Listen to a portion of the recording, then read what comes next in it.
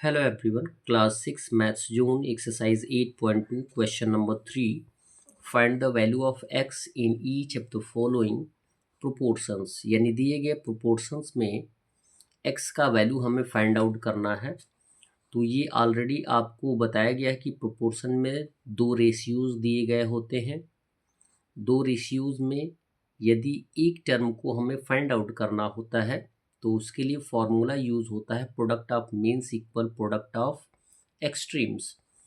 और जिसमें आपको मैंने बताया है कि प्रोडक्ट ऑफ एक्सट्रीम्स जो होते हैं फर्स्ट और लास्ट टर्म होते हैं और प्रोडक्ट ऑफ मीन्स जो होते हैं सेकेंड टू थर्ड टर्म होते हैं।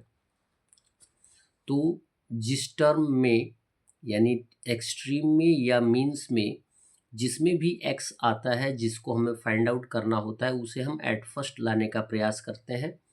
तो यहाँ पे दिया गया है सेकेंड टर्म को हमें मीन में काउंट करते हैं तो फॉर्मूला यूज़ करेंगे product of means equal product of extremes. तो ये हो जाएगा x इंटू 64 यानी second term into third term equal हो जाएगा first term into last term.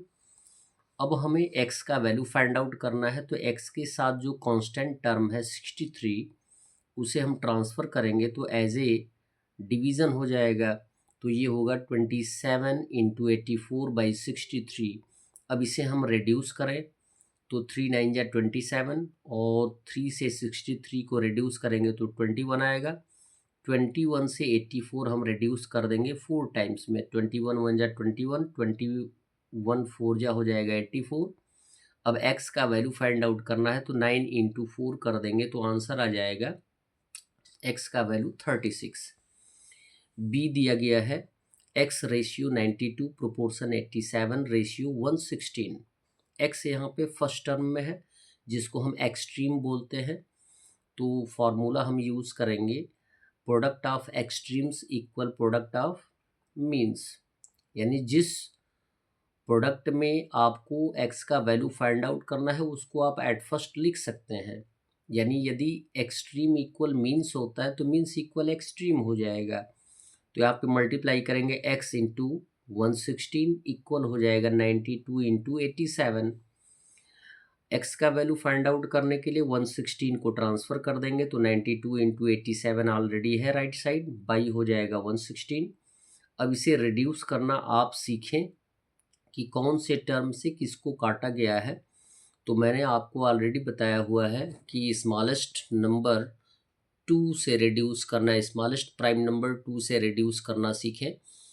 2 से काटेंगे 92 को 46 आएगा, फिर 2 से 116 को काटेंगे 58। अभी भी 2 से रिड्यूसिबल है, 2 से 58 रिड्यूस किया जाएगा 29 और 2 से 46 को रिड्यूस करेंगे 23।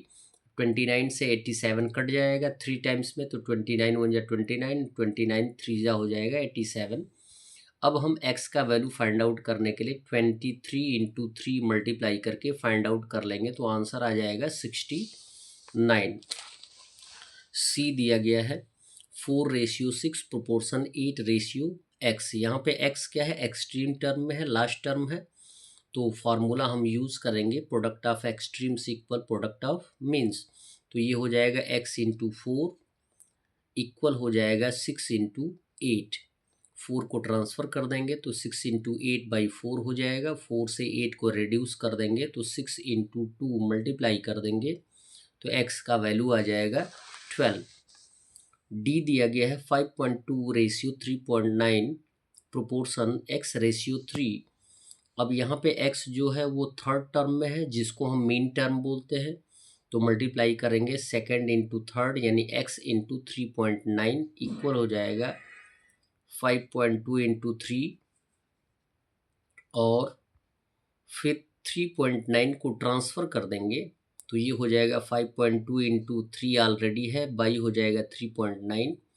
अब यहाँ पे डिवाइज़र में डेसिमल का यूज़ हुआ है तो इस डेसिमल को जब हम हटाएंगे तो डेसिमल को हटाने के लिए हम 10 से मल्टीप्लाई करेंगे। तो अप साइड यानी न्यूमरेटर में भी हम 10 से मल्टीप्लाई करेंगे। तो आप 5.2 में 10 से मल्टीप्लाई करेंगे तो 52.0 इंटू 3 आ जाएगा और 3.9 में 10 से मल्टीप्लाई करेंगे तो 39.0 आएगा। और डेसिमल के बाद जो जीरोज़ होते हैं उनका कोई वैल्यू नहीं होता है तो इसको हम लिख सकते हैं 52 इंटू 3/39। अब यहाँ पे रेड्यूसिबल टर्म आ गया, 3 वन जा 3 और 13 3 जा हो जाएगा 39। 13 से 52 को रिड्यूस कर देंगे तो 13 वन जा 13, 13 4 जा 52, यानी x का वैल्यू जो आएगा वो होगा 4। That's all. वीडियो को लाइक करें और चैनल को अवश्य सब्सक्राइब करें। धन्यवाद।